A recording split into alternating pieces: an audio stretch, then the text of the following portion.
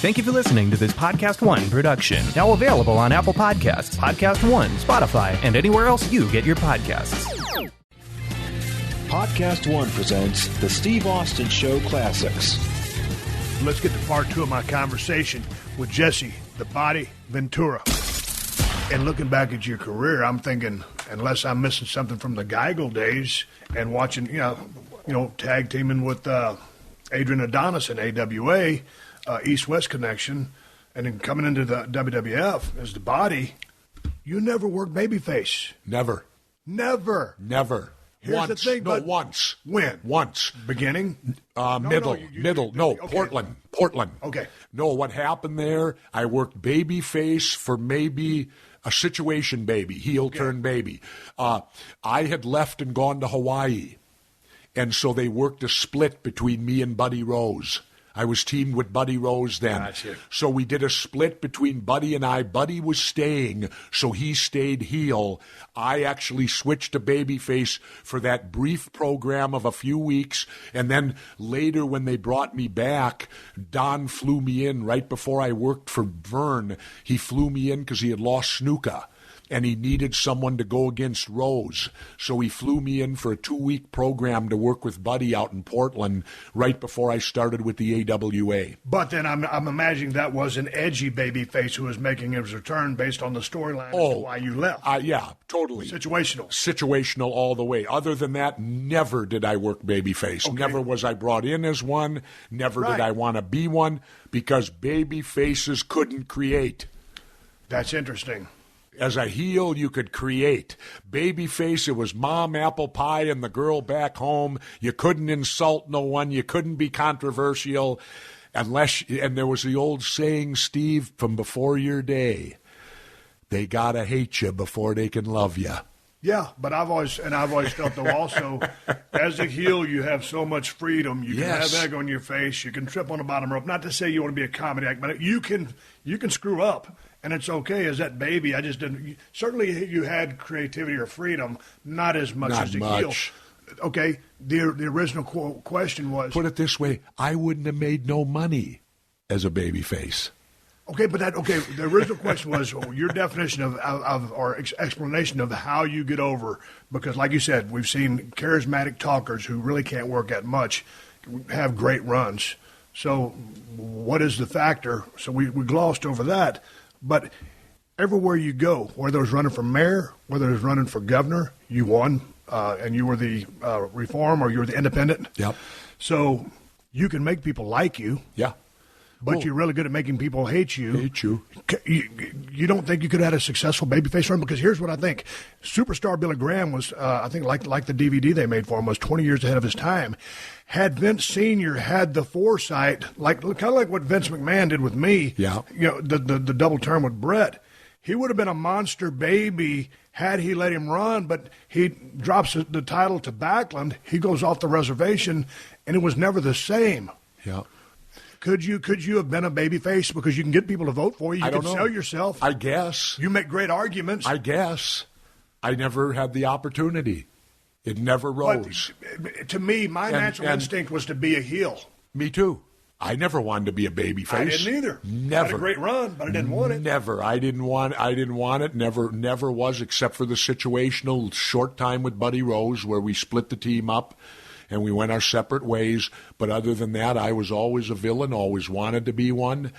Didn't want to be mom, apple pie, and the girl back home because I just felt that wouldn't allow me to create like I wanted to create. But also, back in that day, you couldn't have got away with some of the stuff that I was getting away with, which was considered cool. Or I was very abrasive, but I had a very physical work style. But I was talking so much trash, it was entertaining people. Back in that day, it was more traditional. The business hadn't evolved to where it had in, say, 96, 97. Yeah. Oh, yeah, absolutely. That's like when people say to me, who's the greatest wrestler of all time? I go, you can't answer that. You can't. I always remember this year in the Olympics when Bella Caroli, the gymnastics coach, they started to pin him down on that girl today or Nadia Comaneci. And Bella was great. He said, that's impossible. He said they're two different eras. You cannot compare two different eras. Both were unique in their own way. And wrestling's the same way. You can't name, like, and say Hulk Hogan's the greatest ever, or Bruno is the greatest ever, or Steve Austin's the greatest ever. They were the greatest for their era. Right. And you have to, just like baseball, Henry Aaron, home run king, Babe Ruth, home run king. Right. That's their own era of time when they do it. And because one actually beats the other in number, well, there's a lot of things that could cause that.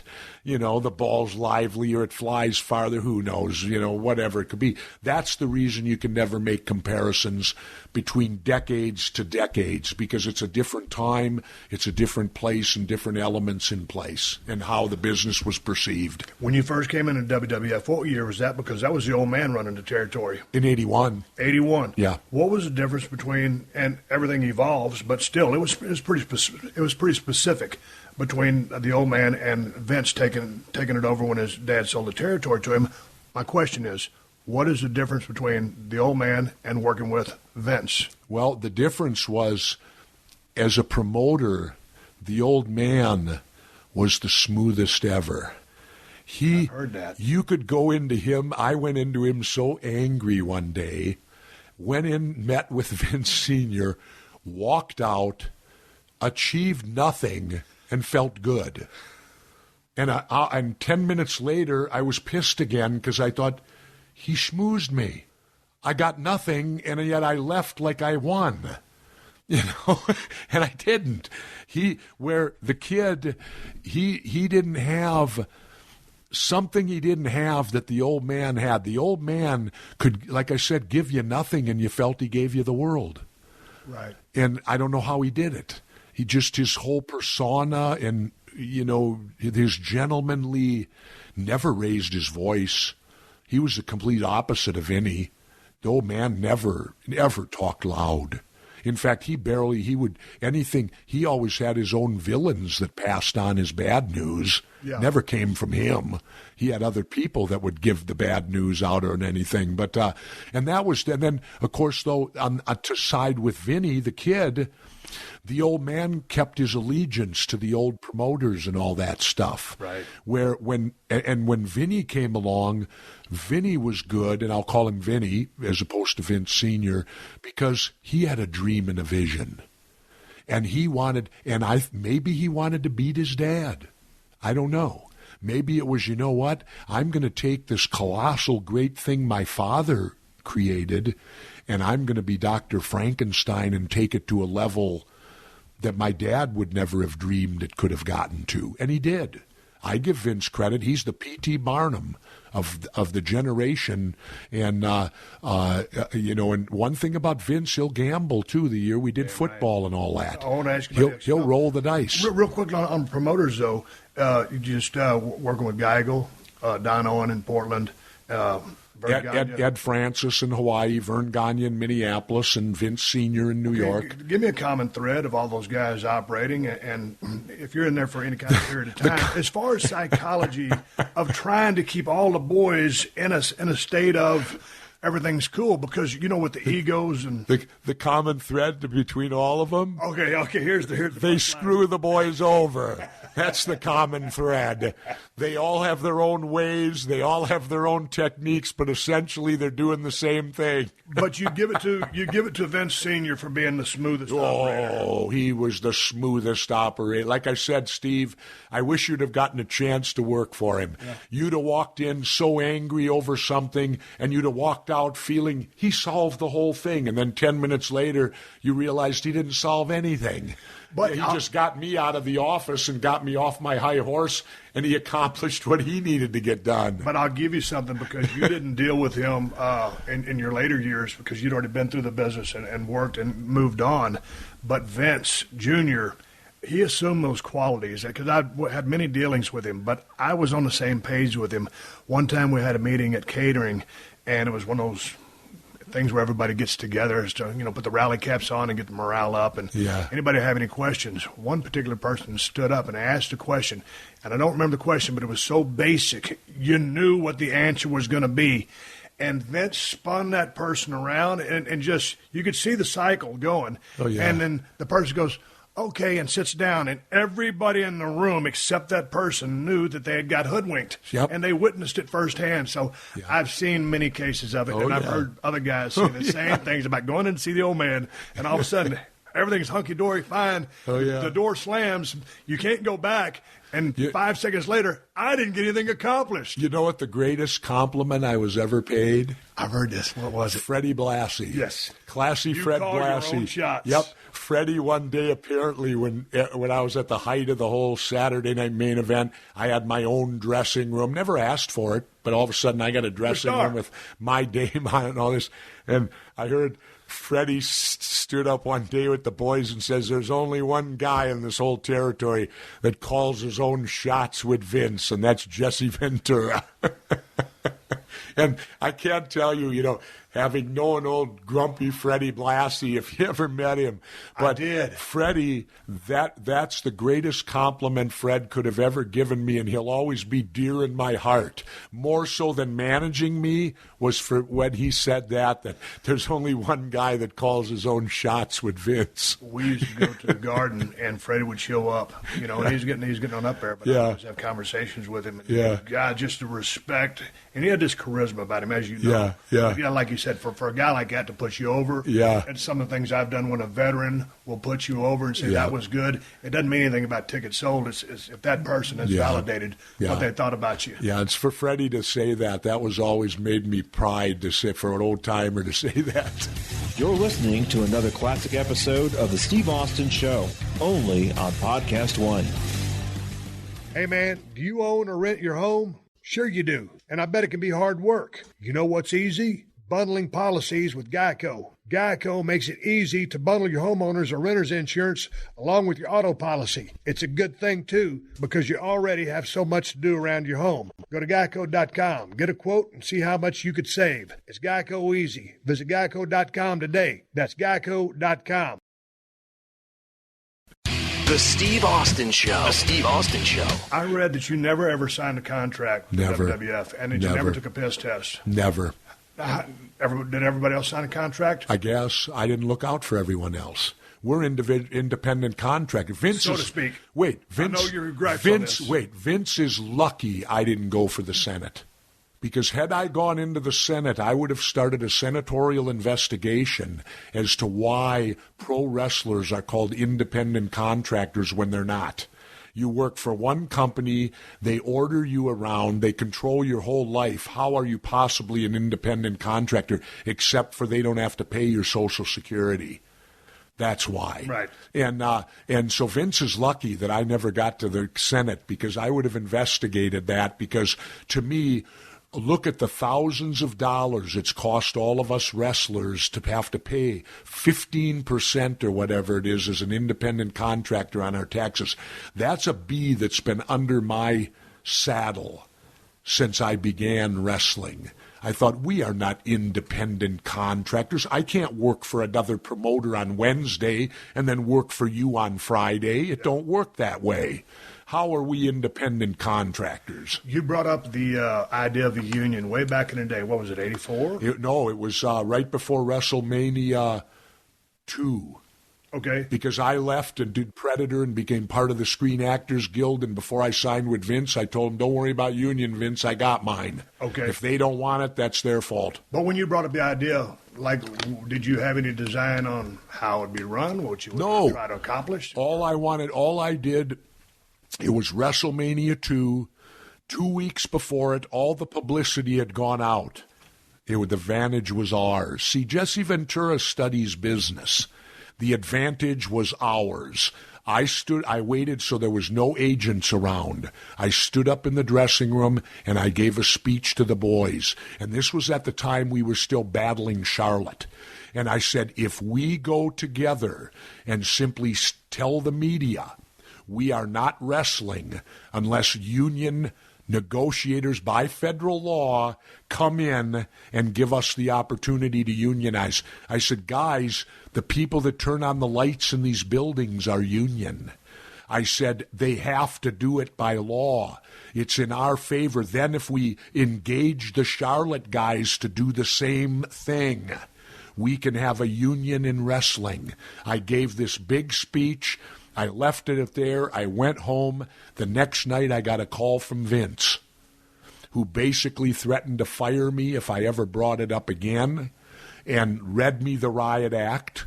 And I then went and did WrestleMania 2 and immediately left and did Predator and was a member of the Screen Actors Guild now, my union that I get retirement from now, health care from, all of that from.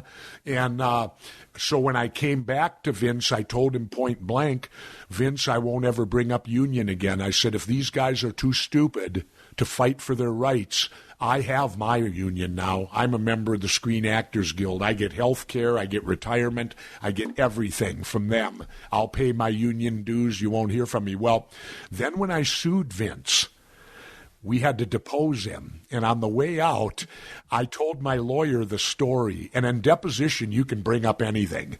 And I said, if you can, David, find out who ratted me. I said, find out who ratted me that day, because it was one of the boys, because there were no agents there. Yeah. And so we got in there, Vince, and my attorney was great. He says, Mr. McMahon, he said, has there ever been a union in wrestling? Vince, no. Anyone ever try to form one? Vince sat a minute. He says, well, yeah, as a matter of fact, I think Jesse Ventura spouted his mouth off about it once years ago. And my attorney goes, well, how do you know that? Did you hear him? No. Well, how did you know he spouted his mouth? He didn't even hesitate. Hulk Hogan told me.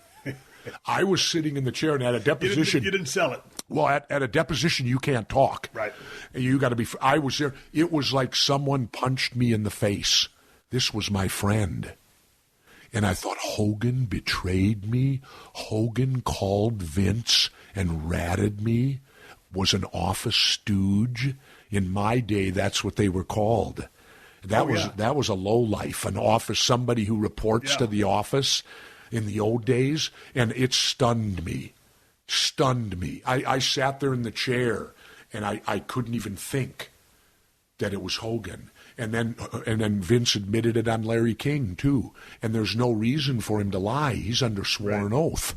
And then Hogan continued to lie about it and said he didn't do it. And I've never spoken to him since, and I don't care to, because he sold, in my opinion, Hogan sold me out. And then I found out in the trial why. Why? Well, in the trial, we got the records of WrestleMania 3, the big one, him and Andre. Well, Hogan made more money than all of us combined, including Andre. If you took the payoffs of Andre and the whole rest of the card, Hogan made more than we did. So naturally, he didn't want a union. Right. That could even out the money a little bit more. And when I saw that he made more than Andre and all of us combined, then the picture was crystal clear to me that he sold us out because he was getting taken care of and he didn't want nobody else horning in on the good deal he had. How was going back in 2009 when you were the general manager for Night of Monday Night Raw and you got a chance to interact with Vince? Yeah. A couple of promos, and then you did color on a match. Yeah. Well, I mean, y'all clicked right back into the old gear. For me, I took it as that when they flew me there, I turned to my son, because my son came with me that night, and I turned to him and I said, Ty, I said, please bear with me tonight, but this is an opportunity for one night for me to go back and be who. And so did you notice I villained it? Yes. Everyone was going to cheer me, and I right away turned and went villain. I did that on purpose. I said, I want to be the old Jesse. And so I went there and went against all the baby crap and went total villain. And what it did, it gave me a fleeting moment of enjoyment of what it used to be. It's like anything in life when you leave something and you never do it again. Rarely do you get an opportunity to relive the feeling. And that's what it gave me for that one night to relive the feeling. But how was it going back, after the lawsuits, after all the BS, added the union? To me, it was business. Just business. Just business. Vince was treating me fine. We were both scratching each other's back. I can't complain about Vince because here's the thing I'm embarrassed over, Steve, and I think you were part of this. The biggest payday I ever received in wrestling was when I refereed the match in Minneapolis. Was governor. 98 or 99 it was. 99. And what I say I'm embarrassed over that, as a wrestler, how can I say my biggest payoff was being a referee? I'm a wrestler. Referees, come on. Those are the old washed-up guys or the guys who couldn't wrestle in the first place and want to be in the business. No offense to the referees. Yeah. But here I'm getting the biggest payoff I've ever gotten in my life, and it's because I'm a frickin' ref. That part of it was tough to take. The money was great. It overshadowed it. I'm glad you brought that up because here's something that happened during that match. And I don't know if you know about this to this day. So I was a part of that match. It was me. Yeah, 6 men. Yeah, Triple H. Yeah. In a triple threat match. Yeah, yeah. I hate those kind of matches. I'd never seen one before, so it was new to me. I loved tag team wrestling when I was with Brian. Sure. I come to love it. But I was always like a singles guy. Yeah. So anyway, we're in this triple threat. And I think Shane McMahon came ringside, and I was standing on the bottom rope, and he came by the ring. I took a swipe at him, and when I did, this was the first night. That was the first night that I started wearing the double knee braces. I used to wear one, okay, but now I was wearing double because the knees were so bad. Well, I tipped over and went upside down, and when I did, I hung myself in the ropes, so I'm hanging upside down by my legs. There's no way I can right myself back up. And so something just happened. Maybe it was something you did with Shane, but all of a sudden you go into a strut, and I'm hanging upside down. I can't ask Mick or Triple H to, hey, help me out. I can't get out here. Sure. So as you're strutting, I'm hanging upside down going, Jesse, and you're caught up in the moment. We got 20,000 people there. I'm hanging upside down on the top babyface in the world, and I'm screwed. And so finally, Triple H and me, who always had such I don't even remember. I know you didn't. But Triple H, he writes me up, and he had no business doing so because he's a heel. Sure. And this is one of those moments, every now and then I'll botch a high spot or something with Triple H, who I loved working with. And right away, I had to start punching him like, God dang it, God dang it, but I'm using the other word. Sure. And we went to a whole high spot, but it was so embarrassing. It was just unfriggin' believable. And I'm like, Jesse, I'm just waiting. Man, you took care of me in 92 and down here in WCW. Help me out in 99 and get me back on my feet. I don't even remember it. I know. Yes. I had the enjoyment that night. What I really took pride in as referee, I actually backed down Chyna that night. Really? Yeah, she backed up she sold me. And remember, Chyna wasn't taking crap from nobody then. She was over strong. Yeah. She was over big, but I got along well with her. I was really saddened when I learned she died. I know. I was really, because, she had a background, but she was very fair to me, and I liked her. I really enjoyed her. She was a strange woman, but an unbelievably good talent. She was an absolute sweetheart. And she was a great talent. We all had our own issues, but a great look. She was strong. And a great talent. Yeah. A phenomenal talent. And had a charisma. But we had this kind of a relationship, just kind of a goofy or silly sense of humor. Steve, let's get to the book. Let's talk about the book. We got to get to the book. Segue to it because I know you got to go. Yeah. The Marijuana Manifesto. I'm on chapter 3. Everybody that listens to my podcast knows that I have a hard time reading. But the forward by, who's it, Ken Duffy? Cubby, Steve Cubby. Steve Cubby. That thing's halfway riveting. It's an outrage. It is. It's an outrage. Let me explain why this is a focus to me now. I know. It's the seizures, right? Yeah. I had someone very close to me developed epileptic seizures and was seizing 3 to 4 times a week. Not only was this person's quality of life gone, so was mine. Right. Because if you've ever had to deal with a person with seizures, it's hopeless. You're hopeless. You don't know what you can do. You want to do something, and there's nothing you can do to bring them back until the seizure runs its course. And we had gone, our quality of life was gone. The person went to the doctor, got put on 4 different pharmaceutical medicines, one, the next one, the next. None of them worked. The seizures continued. All the pharmaceuticals had horrible side effects. One was hair falling out. All these horrible side effects. Finally, in desperation, we went to Colorado. And we got what they call medical marijuana. 3 drops under the tongue 3 times a day. It's now in pill form. 1 pill in the morning, 1 pill at night. This person's completely off seizure pharma medicine now has been seizure-free for 2.5 years, and it cured her, this person. And I owe my life, my latter golden years, to marijuana. So I've now made it a focus that I want to see it legal across America before I die. And that's going to be one of my focuses, is to see that happen, because there's other people out there suffering. And the thing that I found in researching this book is we're lied to in history. They've lied to us. When you find out marijuana was the economic backbone of this country for 160 years. I didn't know that until I read the book. Exactly. And I like to say this, George Washington and Thomas Jefferson, if they lived today, they'd be raided by the DEA. They'd be doing 10 to 12 years in a federal penitentiary as major drug dealers, because they raised and sold massive amounts of marijuana. Back then, the only reason cotton replaced it in the South was when they invented the cotton gin. It was marijuana before that. This country, and my other argument, the Constitution, the Bill of Rights, and Betsy Ross's flag are all made out of marijuana.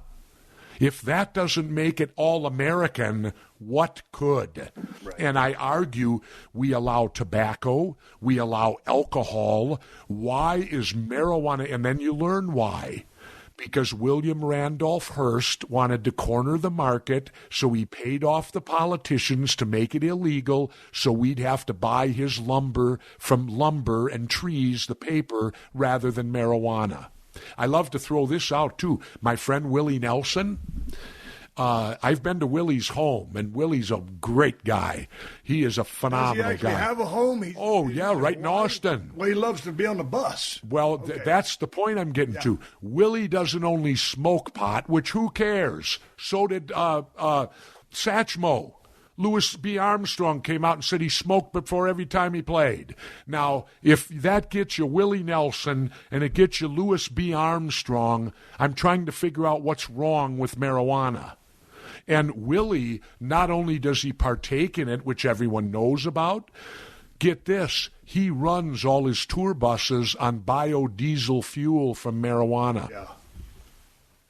So it can power our vehicles. This plant is so remarkable when you learn about it. You think, why have we been eradicating it? And then I love to throw this in, Steve, for all the religious people out there. Okay, then you have to admit God made marijuana, because it was here before we were. So if God made it, what right do we have to destroy it? To destroy something God made. And if he made it, then as the stories go, he made it for us to use it. Everything was put on earth for us to use. Why aren't we using it the proper way? And I dedicated the book to my friend Tommy Chong, because people laugh about Cheech and Chong. He made his living at pot. But Tommy's a brilliant guy if you ever meet him or read his on the internet. And Tommy informed me there should be no difference between what they call medical and recreational, because the people that smoke it for the euphoric feeling are doing it for mental health. They're doing it, and what's wrong with that? I'd rather have someone take a hit of a pot than be on Prozac. Right. You know, and so if you smoke it for your mental health, you're not harming anybody. Why? How can in a free country can you commit a crime against yourself? There's so many arguments, and I'm only at the beginning of the book, but there's so many arguments for and against. In Colorado, it's legal, right? Well, technically. Because you can only buy so much. Yeah. Your argument is you can go and buy as many cigarettes or as many whiskey alcohol as I want. That's when it's legal. On it. That's when it's legal. Right. When you can walk in and there's no limit. You can buy as much alcohol or cigarettes as you want. Right. Or cheeseburgers. Yeah, exactly. So why do they limit you to an ounce of marijuana, or a half an ounce is the most a visitor can buy? Yeah, so I don't understand the argument why that's the way it is. But the good thing is it's happening state by state. That's the way it's going to be legalized, because California is going to vote next this fall, and I expect them to legalize. I hope it happens out here. I would think in California, just because of California, that's what it would be. When in some of the Colorado, all the bad things they told you about it aren't happening. No, but what about the wrecks? What? I mean, what about just driving under the influence? I mean, because if you drink and drive, there's a breath meter, and they can tell you what percentage you're driving at, and there's a 0.10 or a 0.08, depending on what state you're in. Yeah. So with respect to marijuana, I've driven. It's called personal responsibility. You're not supposed to drive under the influence of anything. I could counter Steve and say, I think texting and cell phones are more dangerous. I would agree. And people do that. Drive out here in L.A. today and take a look at as people drive. Half of them are looking. I noticed. Half of them are looking at a cell phone. Yeah. Well, excuse me, that's a 2-ton projectile that goes 100 miles an hour that you're in charge of. You ought to be paying attention to what you're doing. It's like I said when I was governor. With freedom comes a price. We all want freedom, but along with freedom comes the yin and the yang of it, the freedom to be stupid. And we have to accept that. And as I used to say, you can't legislate stupidity. People are going to do stupid things. And in the case of, yes, you should not drive under the influence of marijuana. But also the testing's unfair because if they were to test you, you could smoke pot on Saturday, and on Thursday, if you're pulled over, you'll test positive. Well, you're not under the influence of marijuana 5 days later. I get you. So they need to find a mechanism that will immediately, are you under the influence while you're driving? But on the flip side, if you are driving on pot, chances are you're going slower. Chances are you're abiding by the laws more so than speeding. Maybe, but if they were to have that mechanism, do you think that would help the cause? Maybe, maybe not, because every day in America there's 300,000 drunk drivers out there. Who doesn't know it's illegal? There's no excuse to drink and drive, and people still do it, don't they? Correct. And they're not outlawing alcohol, are they? But so that's my point. Is it Big Pharma? Oh, that's one of them. Oh, it's Big Pharma. It's the tobacco industry. It's the alcohol industry. None of them want it legal because that all cuts into their profits. If someone, they've already proven one of the major lies. We've always been told that marijuana is a gateway drug to heroin. Right. And yet now it's been proven in every state that's legalized marijuana, heroin usage has dropped. It's done the opposite. And when you look today, and Hillary Clinton takes the chicken way out, like all politicians, well, we need more testing. No, we don't. Yeah. There's a university in Israel, the Cannabis University. We fund it. The doctor over there knows everything about it. He's already stated it will help post-traumatic stress for soldiers coming home. He's stated it will help the head trauma in the NFL. Yes. It already, as you saw Steve Cubby, it cures some forms of cancer. It stops you if you're getting chemotherapy, you're able to eat and consume food. It has so many positives to the small amount of negatives that it is ridiculous that this is not available to everybody who needs it or wants it. And it's jobs waiting to happen, Steve. How many people work in the tobacco industry? How many people work in the alcohol industry? How many jobs are waiting? The state of Washington, you know what their first windfall was when they legalized? And I can tell you as a governor, this is mammoth. They saw a 15% drop in their statewide judicial budget. 15%. You're talking hundreds of millions of dollars. Right. Out of your judicial budget, as taxpayers, you don't have to pay for that. See, people need to understand every time a person gets arrested for anything, that costs you money.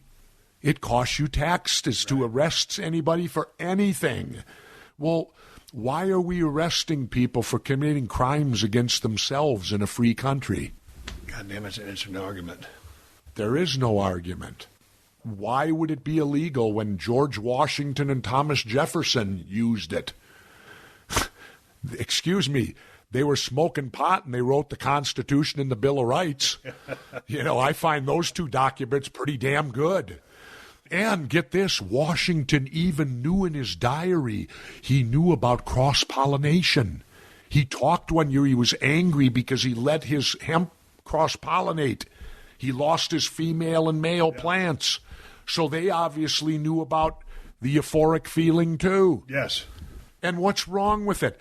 I've told people, if I went to a party and was offered a party to go to a drinking party or a pot party, I'd take the pot party.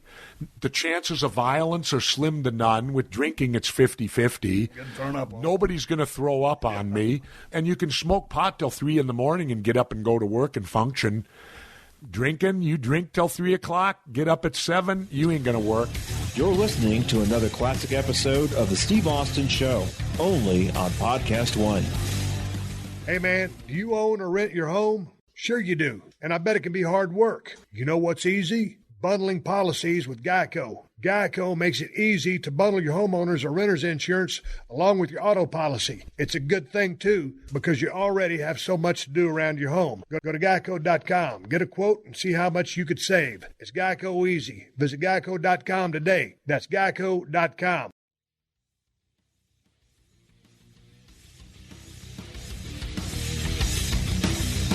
Question.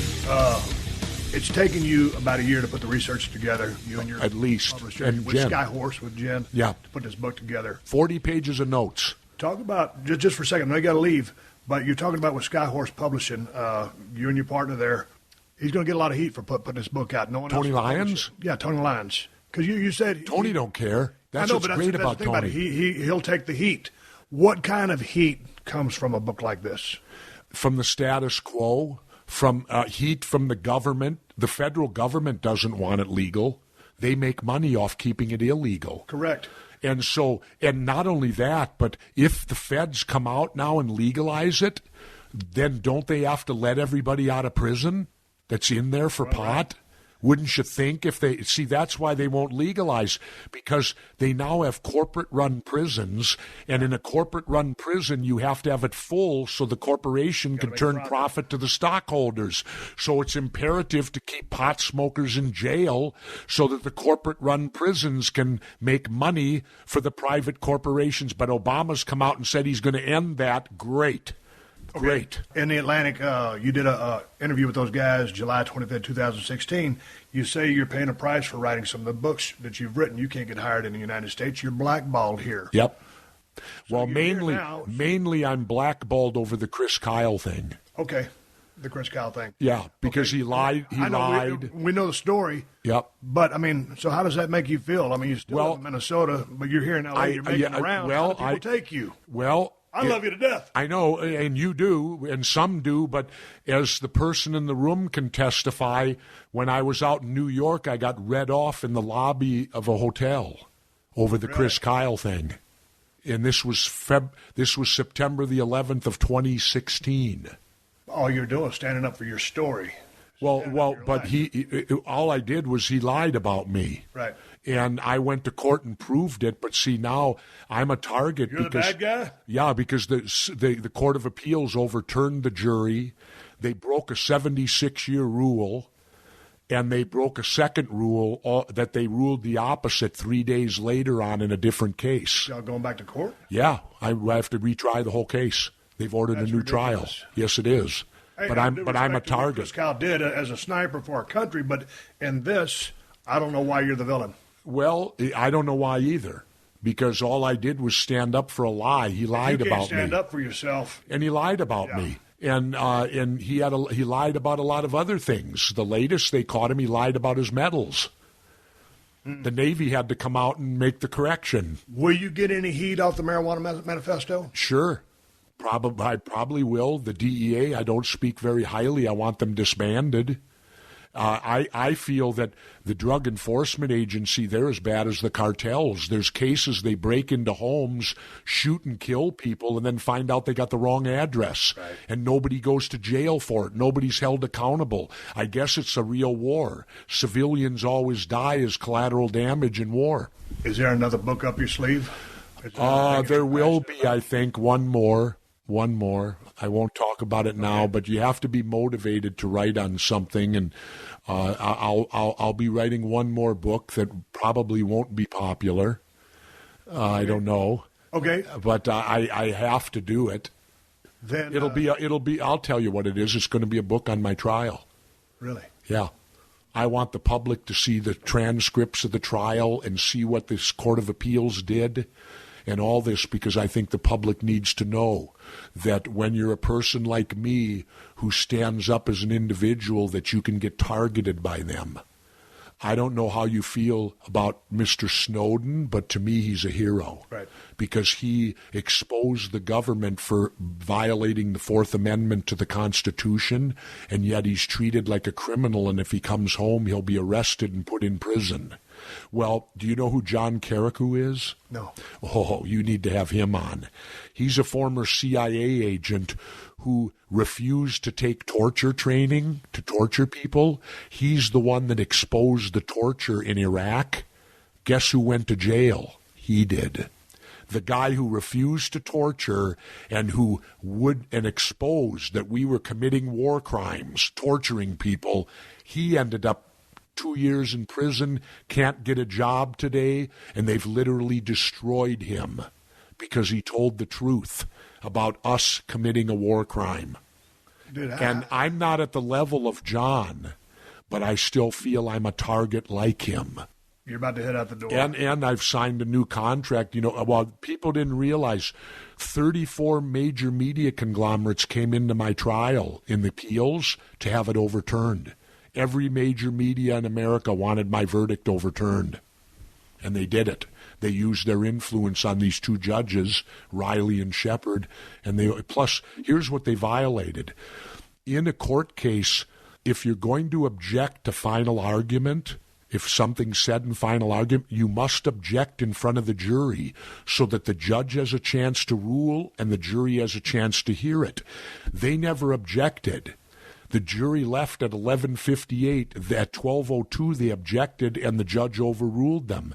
The two judges then overturned the case over something that was never objected to during the case, which broke a 76-year rule. Then they overturned a Minnesota law called unjust enrichment.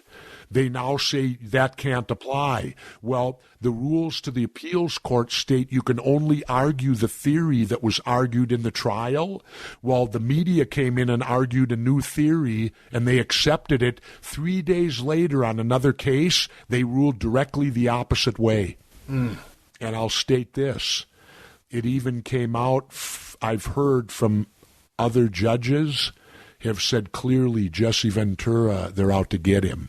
How about if I finish the book? I know you're going to go. Are you going to go back to Mexico when you get done making your media rounds? No. In fact, I'll tell you what I'm doing. Being that I'm blackballed in the U.S. media and no one will allow me, I took a job with on the internet where the company's owned by Carlos Slim, the Mexican. Well, that did it a year and a half, and that didn't quite work out because of other things. But during that time, my show was picked up by Russian television. I read that. And I've now signed a 2-year contract with Russian television. I will be on there with Russian TV the night of the election. And people call Russian TV a propaganda tool by the Russian government. That's a lie. Yes, we're financed by Russia, but so is PBS financed by our government here, PBS. Right. Plus, we don't have no advertising, so Big Pharma can't control me or no advertiser will control me. They flew me to Russia in December. I met Putin, and I've been assured I will never be censored in any way, shape, or form. I can say what I feel, and they've done it so far. I have to believe them. But isn't it ironic, Steve, that I, as a Vietnam vet and lived through the Cold War, it's now the Russians giving me my free speech and not my own country? Will you film that here? Yeah, it's RT America. It's so powerful. My show will be seen by 800 million homes throughout the world. It's second only to the BBC on world coverage. It's just that Russian TV's censored here. It's hard to get it in the United States. As soon as I get back from this. As soon as I'm through, how busy do you want to be? And as soon as the election's over, I want to be busy when I'm in the States. But see, I've got a deal set up with them where I'll do 8 shows, then I'll go to Mexico for the winter, and then come back and do shows again. So it's not 24/7. You're talking 8 shows. It's more shows than that, but it's 8 in a block, and they've bent over backwards for me. I do them right in Minnesota. But it's things that you're passionate about? Anything I want to talk about. Yeah, you just decided. Okay. Yeah, and we're going to talk about all those controversial things like medical marijuana, like torture. Like I heard Putin interviewed the other day, and the BBC guy was getting on him about Russian aggression. And President Putin said, well, let's put it into common sense terms. Russia, we have 2 military bases outside of Russia. He goes, the United States has 174. Who's the aggressor? Yeah. Well, I sit back and go, gee, when you 174 to 2, I'd say we're the aggressor out in the world. See, the United States, we're living with blinders on. Did you know, Steve, that there was a poll taken 3 years ago by Gallup? 3,000 people internationally. No U.S. people. One of the questions was, if your country were to go to war, who would it be likely be against? 23% answered the United States.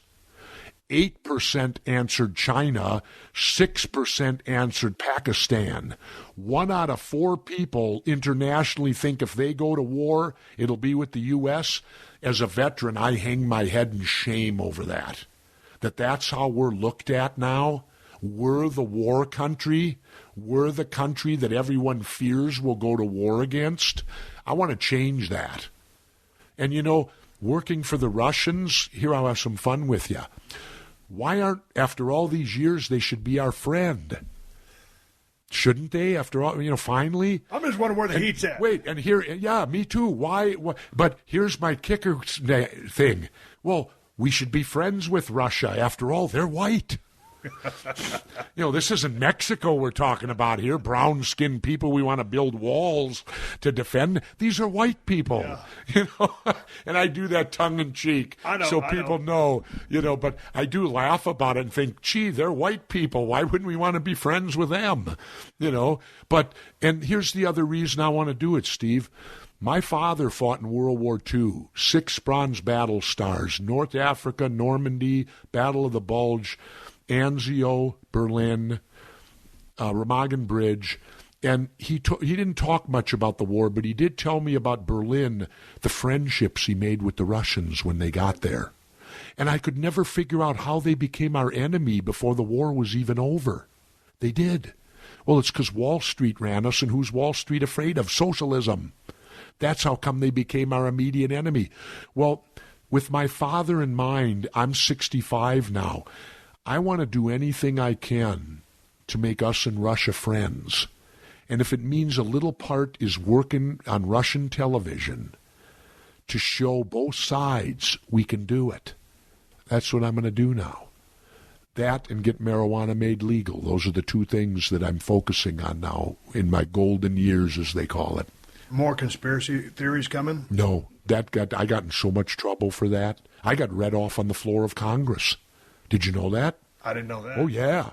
I got read off on the floor of Congress when we did the show about the FEMA camps. When you say read off, what does that mean? That means a congressman got up on the floor and read officially into the record what a horrible person I was for exposing that they ordered FEMA to build these camps around the U.S., and we took photos of them. They look identical to the German camps. They got spurs coming up. We went to one.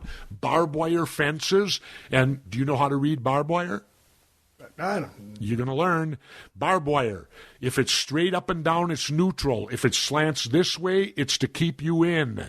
If it slants that way, it's to keep people out from getting in. Okay. All these FEMA camps, it slants in.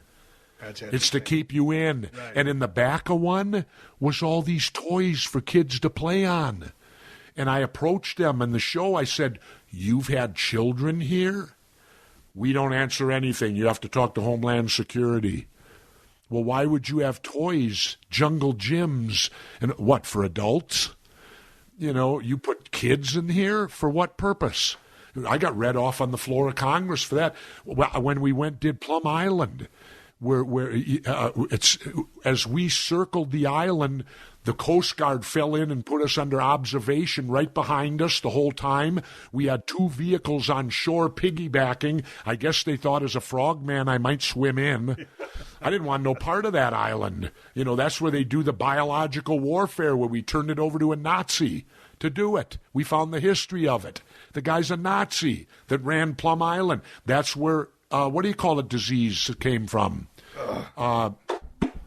Lyme disease, because it's named after Lyme, Connecticut, which is right across the water from Plum Island, where they do these experiments. And this guy, what was his name now? I can't think of it. He was the head Nazi for biological warfare, and we gave him his own laboratory on Plum Island, the United States. This guy should have stood trial at Nuremberg.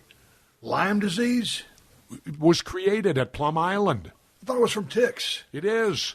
That's what they experiment on, ticks and mosquitoes for biological warfare. You infect the mosquitoes and ticks and then turn them loose. Are you kidding me? Would I kid about what we do for war? Steve, I want you to think about this a minute. Chemical warfare is illegal, right? Right. They can't use tear gas in war, right? Right. Yet we can use it on our own people to break up a demonstration. So we use on our own people chemicals that we are not allowed to use against an enemy. Does that make sense? That we would use on our own people?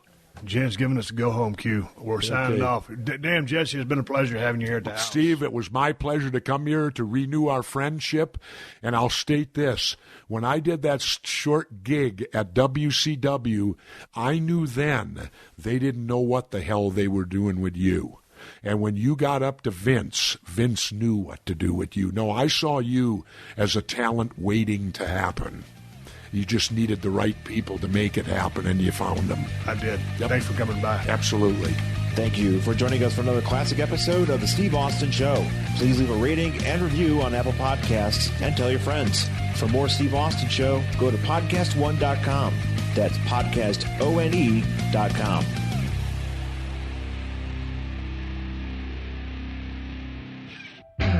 I'm Martin Kove, Sensei John Kreese from the Cobra Kai TV series and the Karate Kid trilogy. And I'm hosting a new podcast, Cobra Coves, with my own kids, Rachel and Jesse Cove. We're breaking down Cobra Kai episodes and talking about everything from pop culture to bullying and personal development. With all kinds of great guests from the TV series, Hollywood, and the mental health world.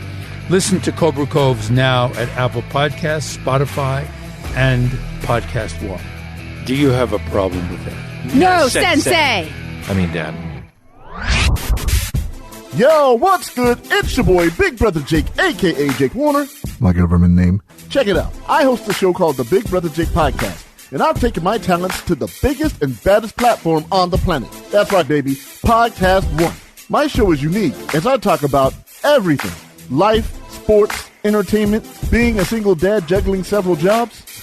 I'm a hot mess, but it's damn entertaining. Subscribe and review now on Apple Podcasts and listen on PodcastOne or wherever you get your podcasts.